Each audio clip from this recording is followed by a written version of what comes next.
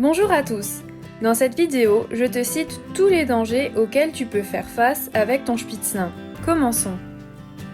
Les rapaces tels que les buses, les aigles ou les vautours qui rôdent dans le ciel et qui prennent les spitznains pour une proie en pensant que c'est un lapin.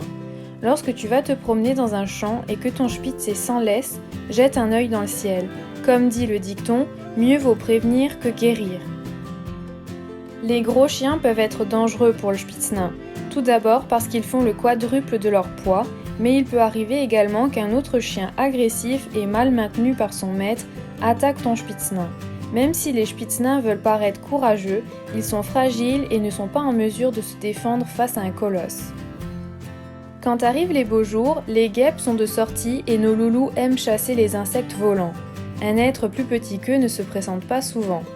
Alors qu'ils mangent une mouche, pourquoi pas, mais une guêpe ou une abeille peut faire des dégâts sur leur petite frimousse. C'est un cas d'urgence. Comme pour tous les chiens, certains aliments de notre table sont toxiques pour nos loulous.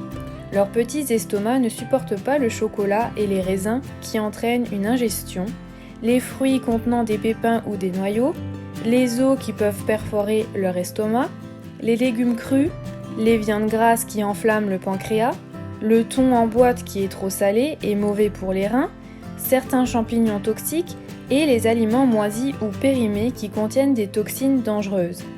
Cette liste contient des aliments qui peuvent provoquer du surpoids ou entraîner des problèmes digestifs comme de la diarrhée, des vomissements, tandis que d'autres peuvent conduire ton spitz au coma. La façon pot de colle qu'ils ont à nous suivre à chaque déplacement peut provoquer un mauvais pas de notre part sur leur petite papate. La fragilité de leur rotule avant leur 1 an nous contraint à une vigilance permanente pour qu'ils ne montent pas les escaliers ou qu'ils ne marchent pas plus d'1 heure en promenade.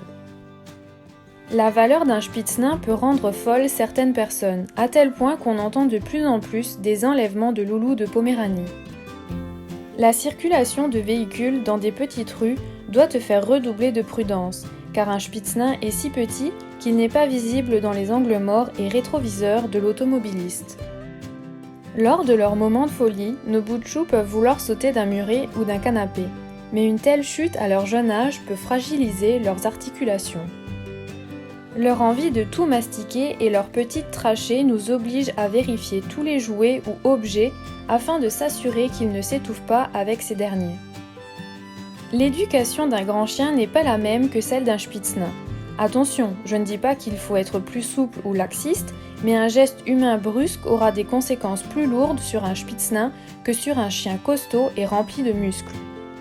Une clôture ou un grillage partiellement fermé peut être dangereux parce qu'un spitznain peut se faufiler dans les petits trous, et dans le cas où une femelle est en chaleur et qu'elle rencontre un mâle plus grand qu'elle, les dégâts seraient catastrophiques. Les produits toxiques du jardin et ménager doivent être impérativement rangés en hauteur parce qu'un spitznain est curieux et aime lécher le sol. C'est pour cela qu'on utilise du vinaigre blanc pour nettoyer la maison. Je vais frustrer quelques personnes, mais raser ou teindre son spitznain n'est pas avantageux pour lui, bien au contraire. La tonte boue est réservée aux chiens malades atteints d'alopécie qui perdent leurs poils par paquet. Tondre un spitznain le met en danger car sans ses poils et son sous-poil, il n'a plus de protection efficace contre les coups de soleil, le froid, la chaleur, le vent, les insectes et les irritations de la peau en tout genre. La mode des teintures est assimilable à de la maltraitance et des chiens sont déjà décédés à cause de ces produits soi-disant spécialement conçus pour eux. Les trajets partagés avec nos boules de poils en voiture doivent toujours se faire en toute sécurité, c'est-à-dire que ton spitz doit être attaché ou placé dans un sac de transport car un coup de frein peut vite devenir tragique. Et enfin, je te recommande de couper régulièrement ses ongles car lorsqu'ils sont trop longs, ils peuvent déformer la démarche de ton spitznain. Si toi aussi tu as déjà vécu une situation dangereuse avec ton compagnon canin, partage-la nous en commentaire. Nous pourrons qu'être plus vigilants. Je te souhaite un bon week-end. Ciao ciao!